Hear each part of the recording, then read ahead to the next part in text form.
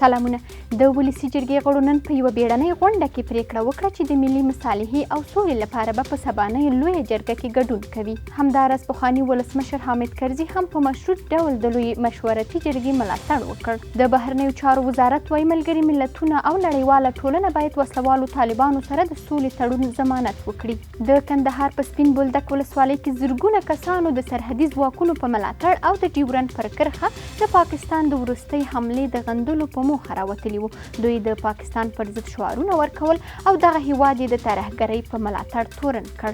د عبدالله په مشرۍ د ملي مصالحې عالي شورا تشکیلات بشپړ شول. د دې شورا ویان فریدون خوځون وایي د شورا د غړو په ټاکنه کې د ټولنې له بېلابېلو اقشارو سره هر اړخیزه مشورې شوي او ډېر ژر به اعلان شي. او د چارو اداره وایي د جمهور رئیس د حکم پر اساس محمد قاسم حلیمي د حج او اوقافو وزارت سرپرست او نماند وزیر وټاکل شو.